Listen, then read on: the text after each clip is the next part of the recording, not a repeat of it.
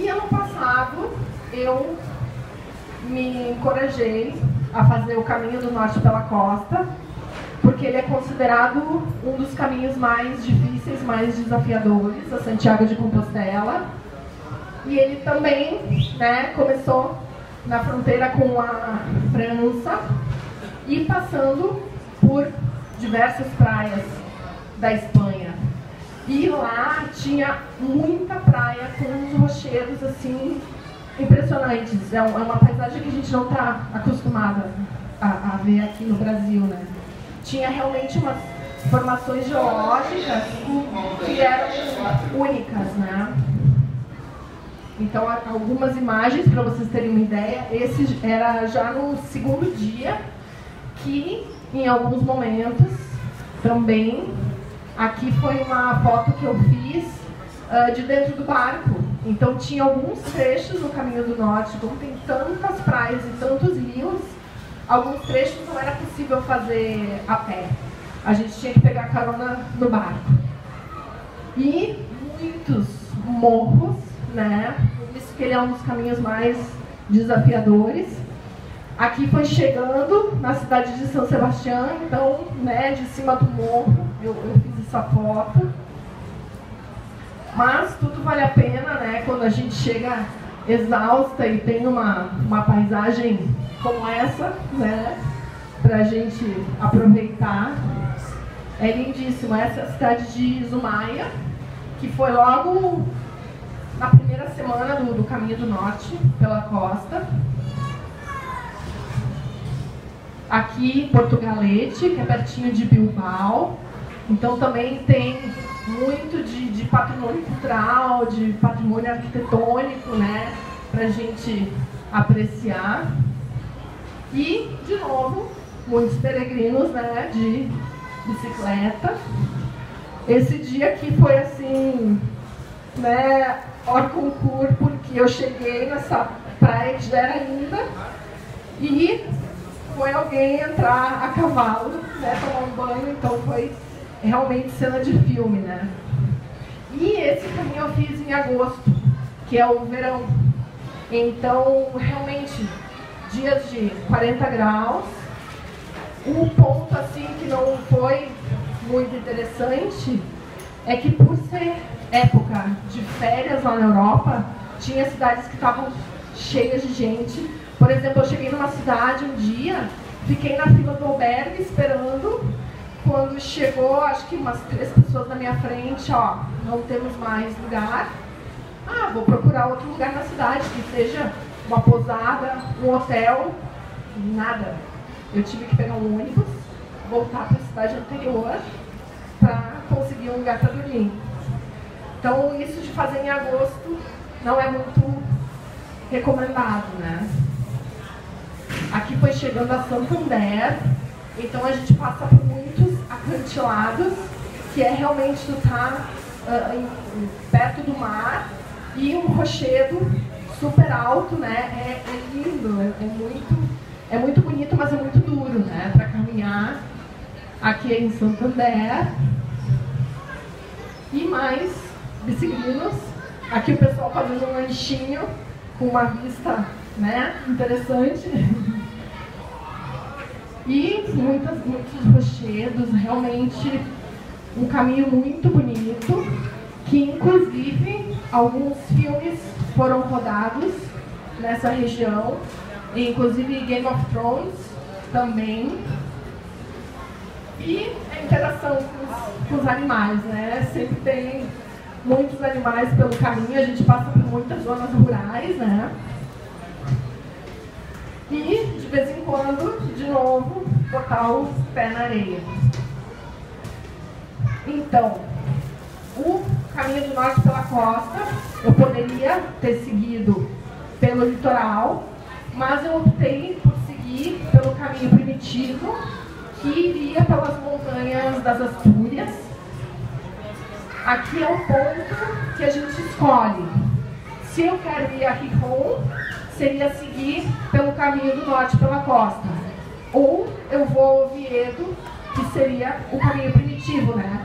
Então, em vez de eu seguir reto, peguei a esquerda e comecei a ir para o caminho primitivo, que tem uns 2 dias de caminhada, que não é o caminho de Santiago, é considerado um enlace para o caminho primitivo. Então são 2 dias de caminhada, que a gente passa pelo monastério de Volta de Deus, onde se pode dormir, inclusive, que é lindo, né? Um conjunto arquitetônico super histórico. E o início oficial do caminho primitivo, então, em Oviedo. É um caminho realmente com mais história. Ele é considerado o primeiro, a rota da primeira peregrinação, né, a Santiago, que na época o rei das Astúrias fez essa peregrinação. Tem essa casa que é muito simbólica, né, do caminho primitivo. Muitos detalhes arquitetônicos e também de religiosidade. Mais interação com os animais.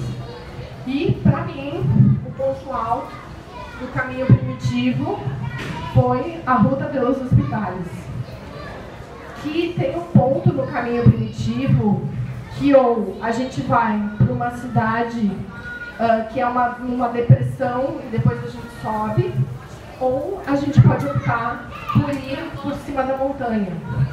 Mas nos alertaram muito que por cima da montanha, que é pela Ruta pelos Hospitais, só se tivesse tempo bom.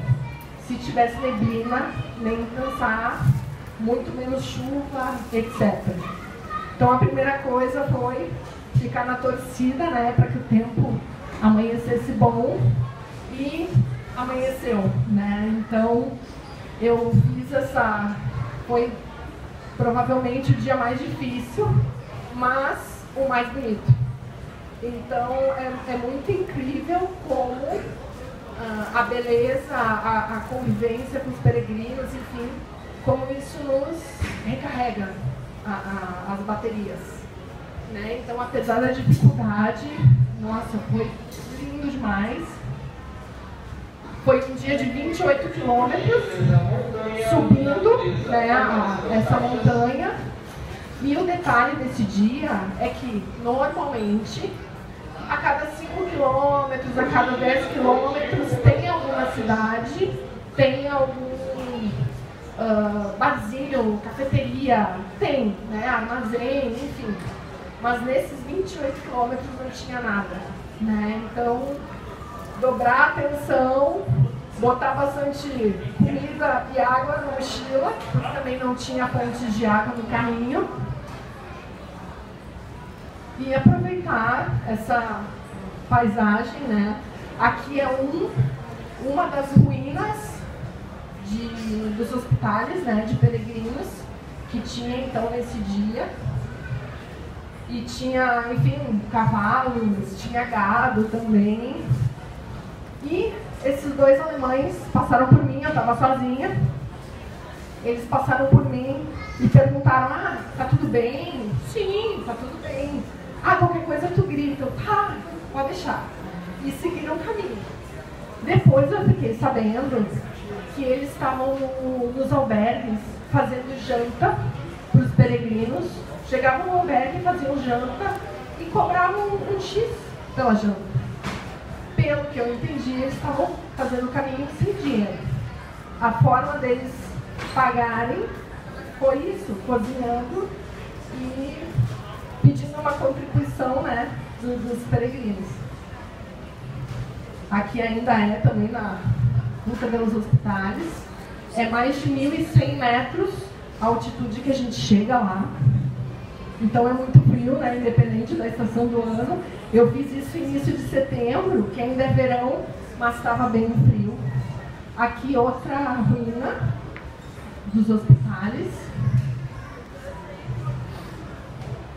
E aqui acho que é a maior seta que eu encontrei nos caminhos de Santiago. Tive que registrar. E aqui a gente chegou, aqui é o quilômetro 100 do caminho primitivo. faltando então 100 quilômetros para chegar em Santiago, que é na cidade de Lugo, que eu também recomendo muitíssimo a visita, né, no centro histórico. A cidade de Lugo é a única que tem uma muralha romana íntegra, né, nos dias de hoje. E a gente pode subir por dessas torres e caminhar por sobre a muralha. Então é um passeio lindo, né? É uma coisa única no mundo.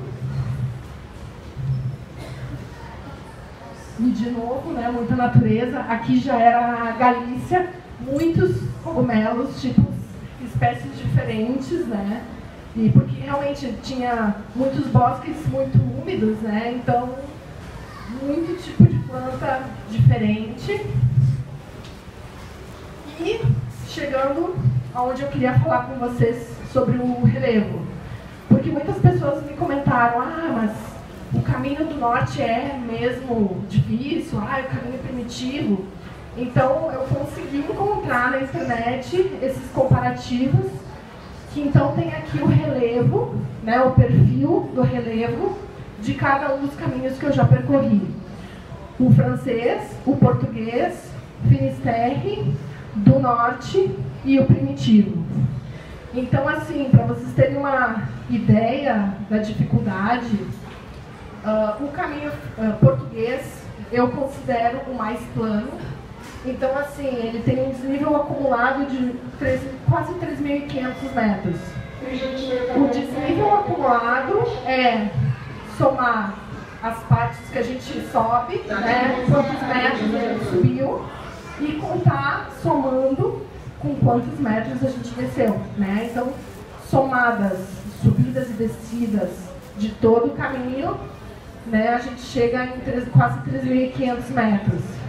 E para vocês terem, então, esse comparativo, caminho do norte, o desnível acumulado quase de 12.000 metros.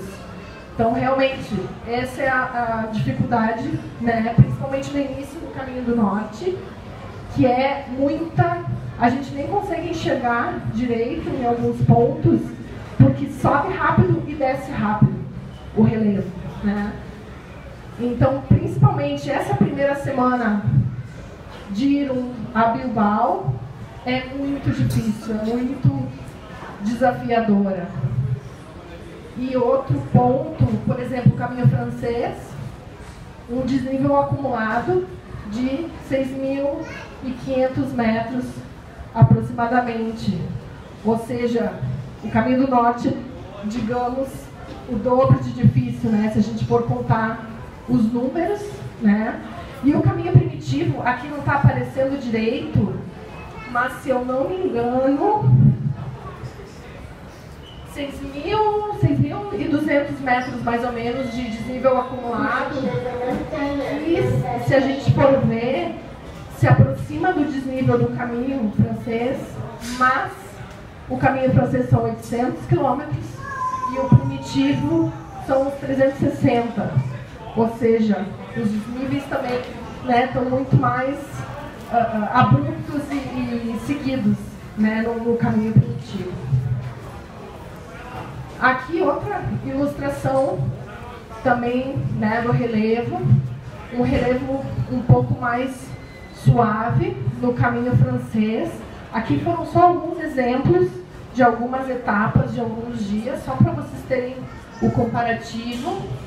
O caminho português central também, um relevo mais suave. Finisterre e Muxia tem um ou outro alto e baixo. E aqui o caminho do norte, eu também peguei só 2 exemplos. Então, num dia só, né, às vezes a gente tem subidas e descidas bem difíceis. E o caminho primitivo também com vários pontos, né, de subidas e descidas, e em muitos momentos numa altitude beirando 1.000 metros, né? Então realmente muitas montanhas, um clima mais fresquinho. Bom, A apresentação geral dos 5 caminhos, né, foi essa. E imagino, para quem ainda não fez, que fica se perguntando, né, bota o tênis, sozinho ou acompanhado, uso o bastão de caminhada ou aquele cajado de madeira, quantos dias, qual rota? É uma infinidade mesmo de escolhas, né? Eu tenho a minha experiência desses 5 caminhos e claro que cada um tem a sua experiência, cada um sabe o que é melhor para si, né? E às vezes só experimentando é que a gente vai saber quando, né, deu errado, então tem que melhorar em algum ponto. Por exemplo, uma dica que eu não ouvi no meu primeiro caminho foi de comprar um tênis ou a bota com um número maior. Eu não comprei, quase perdi as unhas, né? Então tem alguns detalhes que realmente fazem a diferença. E por conta desse primeiro caminho que eu fiz, dos livros, comecei a fazer um site, YouTube, Instagram, Facebook. Então eu estou com muita informação gratuita, né, disponível na internet, no projeto Caminhos pelo Mundo. Então é só vocês buscarem nas redes sociais. E claro, né, que eu me disponho, quem tiver alguma dúvida, a gente pode conversar agora, ou também individualmente depois. Vocês também podem me escrever, enfim. E um detalhe, eu fiz os caminhos sozinha, mas não me considero que eu tenha, enfim, ficado sozinha, porque a gente está sempre conhecendo alguém, né? Sempre conhecendo peregrinos todos os dias. Então é muito rica essa convivência de estar sozinho e estar mais aberto a conhecer as pessoas. Mas muitas pessoas já me perguntaram se eu levaria grupos para o Caminho de Santiago. E eu já estou planejando isso para o ano que vem. Então, se alguém tiver interesse, eu tenho, inclusive, um grupo que já está em formação, que é junto com outro escritor, que se chama Ayrton Ortiz, que ele é jornalista também, e que ele faz viagens já há muitos anos. A gente vai fazer um grupo juntos. E eu estou com uma ideia também de fazer um grupo de mulheres para o Caminho de Santiago. Então, é uma coisa que está se construindo. Então, quem quiser depois saber mais informações. Bom, então, o livro que está passando por aí, o primeiro livro, né, é o do Caminho Francês. Depois eu fiz uma segunda campanha do livro sobre o Caminho Português e Finisterre e Mochia. Eu fiz um livro 2001 com os 2 caminhos. E agora eu estou com uma campanha de financiamento coletivo do livro que vai ser sobre o Caminho do Norte e o Caminho Primitivo. O livro está pronto, então a campanha é simplesmente para pagar a gráfica. Se vocês quiserem apoiar, participar, está na internet esse projeto e vai até o dia 9 de agosto. Então tem aí um mês, né, para acelerar e poder imprimir esse novo exemplar. Aqui está a capa do Caminho do Norte e do Caminho Primitivo. Aqui uma ideia de algumas páginas, né, mas vocês já tiveram a ideia de algumas imagens aí na apresentação. E como a gente está nessa arrecadação para poder imprimir o livro, eu estou com os livros aqui do Caminho Francês e do Caminho Português. Quem quiser já adquirir, é R$70 o valor normal. Mas hoje, para vocês, os 2 livros por R$100. A gente quer realmente poder arrecadar para poder imprimir o terceiro livro. E umas mensagenzinhas finais, então. Bom caminho, que é o que os peregrinos costumam dizer no Caminho de Santiago. Deixa-te surpreender pela vida. E aqui está meio difícil de ler, mas para quem é peregrino, o caminho nunca acaba, né? Então, esse é o nosso desafio, né? De continuar o caminho por aqui. E a vida é curta, mas é larga. Então dá pra gente fazer muita coisa. Então, quem tem esse sonho do Caminho de Santiago, vale a pena investir em si, né, e se dar esse presente. É isso, gente. Muito obrigada. E quem tiver alguma pergunta, a gente pode continuar conversando.